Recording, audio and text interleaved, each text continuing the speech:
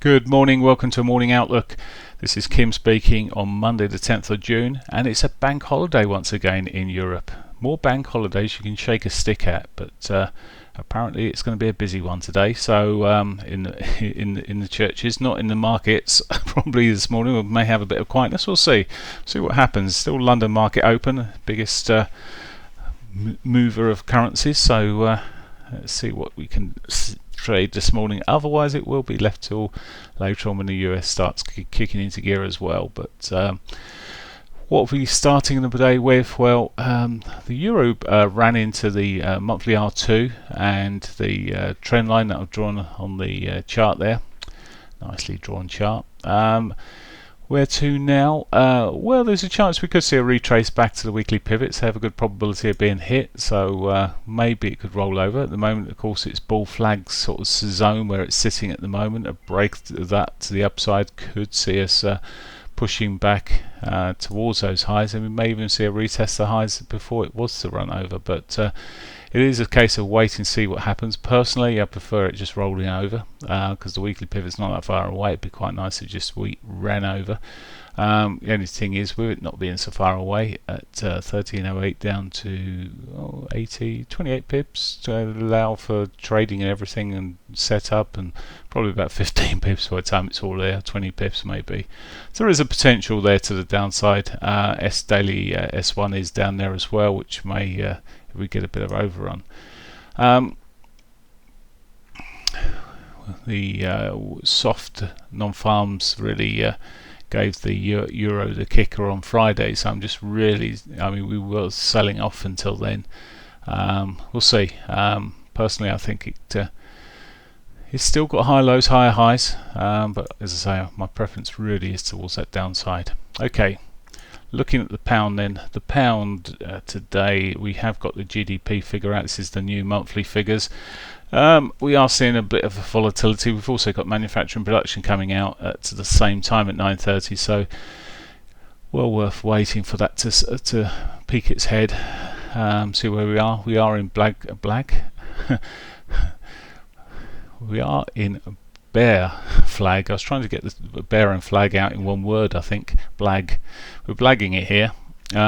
Okay, so we've got the potential still, of course, for that weekly pivot as where it was heading for last week, but a roll below this weekly pivot may see us continue down to weekly S1 territory.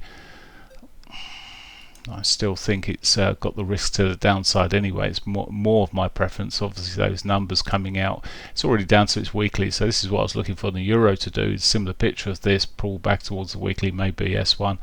Here we could still see the S1, maybe a bit more. It's barely a move this morning so far. Half of Friday's move. Could see it break even towards the midi there between the S1, S2 sort of area, the 200 sort of sitting there, previous lows around that area, so could be a target to the downside. A break above the trend line here, and as with the euro, as I say, may see a bit more bullishness coming through.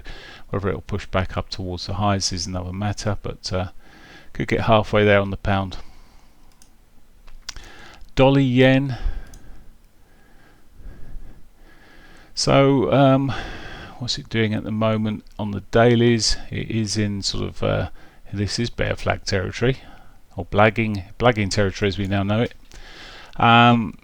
We have got the gap below with a weekly pivot, which could be a draw. It could roll over here. We've just turned into a bit of bullish momentum, ironically. Just the signal line just broken through here. It was trying all week to get up to that weekly pivot. Maybe it will do the ghost pivot, in other words, run up there after the event. But there is some weaker signals showing,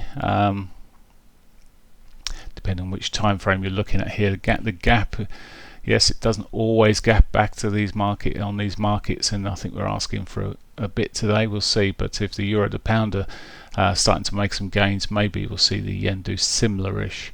But some of the risk has been removed off the market in terms of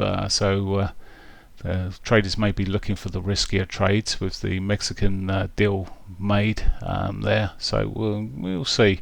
But again, I mean, you can be drawing trend lines across all different time frames on this, and one of our traders there has picked up a nice 15-minute one, and I was looking at the trend line across the lows here and thinking, well, if it breaks the trend line that's across there, maybe that's a bit more confirmation. So there you go, bonus today, thanks to one of our traders. Okay, let's move this back to a 60-minute and crack on here. Aussie dollar.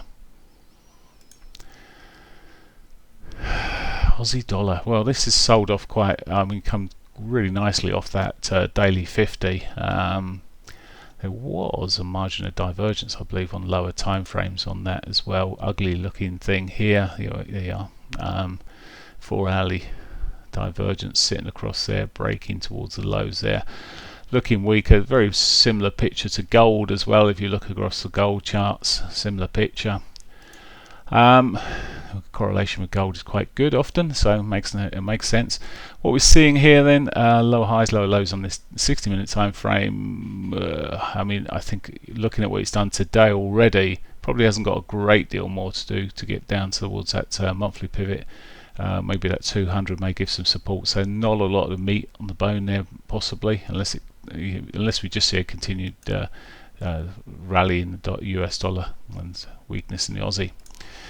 But doesn't look great at the moment for the trades. Now, Canadian dollar, a little gap down there, filled the gap then. It's an unusual one. I think it's a bit of a funny old blip. I wonder if that's on across all markets. I'll have a look. But certainly, where to? Well, if we see any continuation to the upside, we've got the weekly pivot above as a bit of a draw. It's a good solid day on Friday with the non-farms, the being weak. US wise, okay, Canada wise.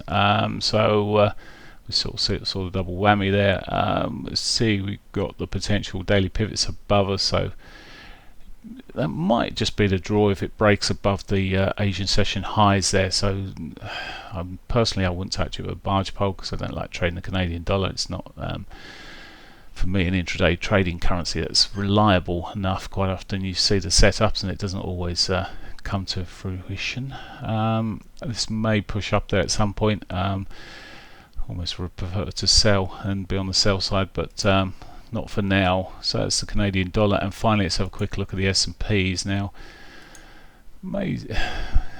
Daily wise, Friday saw the push up on towards the close of the market there. It pulled back a fraction, but good day up. We've seen it overnight, sort of little gap there as well. Pulled back, closed most of that gap. May come back and test, but solid bullish sort of look on this on Friday last week even, and it's really pushed on that way. It's short term. Oops, it's far too shorter term. That's the one I went. Shorter term then on a 60-minute chart. Well, it's just flatlining here at the moment. Maybe we'll get over for the daily pivot later. Any US data, nothing at all US wise. We've got a couple of MPCs for Bank of England speakers coming through at 10 and 6, so 10 o'clock this morning, 6 p.m. this evening. So not a lot of busy day in the markets from that point of view. I'm sure Trump would be doing some twittering later, so we may get a bit of volatility from that.